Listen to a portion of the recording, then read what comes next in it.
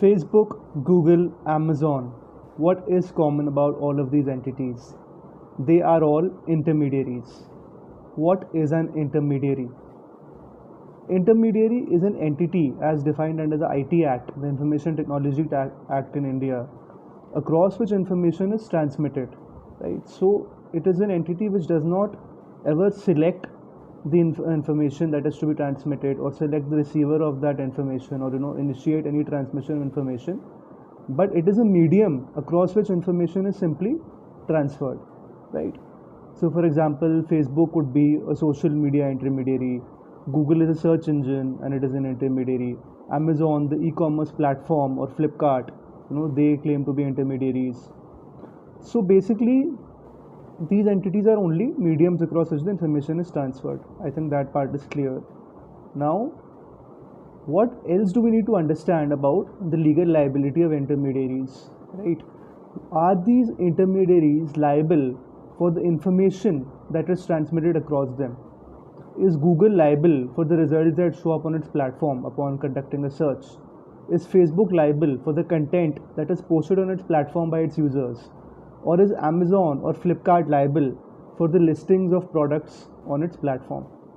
So in order to understand that, I'll have to tell you about a certain special provision under the Information Technology Act, which is Section 79 of the Act, right? Section 79 categorically exempts intermediaries from being liable for any of the data that is posted or transferred to through these platforms, right? And as long as they have not themselves initiated the transmission of the information or selected the receiver of the information or modified the information in any manner, right? So they are not liable normally.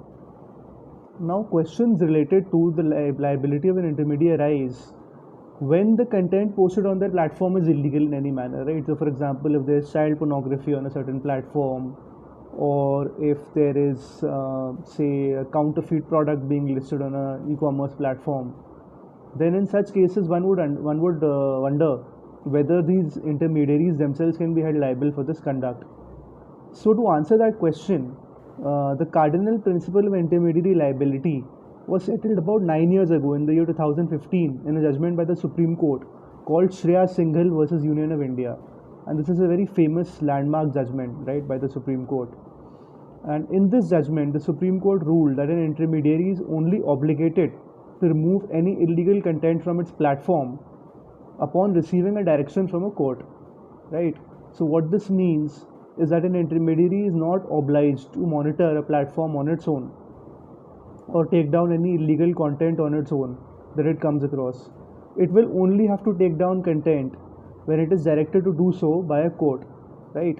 So the reason that the court passed such a judgment, which remains the law on the subject till date, is that if an intermediary is tasked with overseeing content on its platform and actively take down illegal content that is posted on its platform, it would become virtually impossible for the intermediary to actually carry out such an overseeing function, right? It would not be practically possible.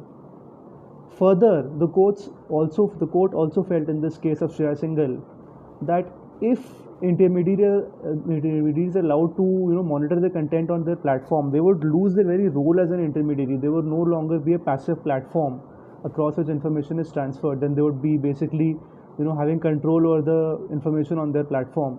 And moreover, it would be a big clampdown on free speech, because these intermediaries would then be over policing out of fear. So that's why, for these very practical reasons, the law on intermediaries is very well settled in India as per this judgment, and mostly in other jurisdictions as well. But intermediaries are not liable for the content on their platform, and they're only liable to take down any illegal, unlawful content when they are given a categorical direction by a court, right? However, this is still interesting as there have been slight modifications to this, right? This is not something which has been followed exactly, as a hardline rule in this form. There have been slight modifications made by the court in specific situations where intermediaries have been asked to play a more proactive role by the courts themselves, right? So for example, one of the rules is by legislative policy itself. The IT rules, the information technology rules under the Information Technology Act, which were released in 2021, categorically state that intermediaries are allowed to take down illegal content on their platforms once they receive a direction by a court, they don't have to wait. They actually don't have to wait for a court order. They can voluntarily take down the content also if they receive a complaint by a user. So there are two things, right? One is that one person goes to court, makes a complaint there, and then the court gives an order that to take down this content. So then, to of course, the intermediary is liable. Always it is. It's always liable to take down the content. But the rules now say that you don't really have to wait for a court order. Even if a user comes to you and makes a complaint and says that there is something illegal on the platform, then upon reviewing that user's complaint, you have the choice as an intermediary to take down that content, right? You don't have to wait for a court order. That's the thing. Now, there have been a couple of cases, even after Shreya Singh Hill judgment, in which the courts directed intermediaries to proactively monitor content on their platforms, right? So they went one step further and said that you have to proactively now monitor this content, but this is only in one or two specific cases. It's not a general rule. So one was the case of Sabu Matthew George, right? This was a case before the Supreme Court, Sabu Matthew George, where the Supreme Court directed Yahoo, Google, and other search engines to actively monitor and take down advertisements for prenatal sex determination on their platforms, right?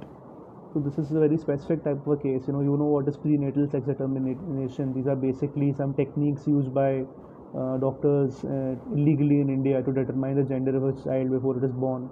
And the reason that this is not allowed in India is that there are so many cases of people terminating a child while it is in the womb if it turns out to be a girl, and to not allow devices to be sold which allow the monitoring of a child's gender before it is born, determining the gender of a child before it is born.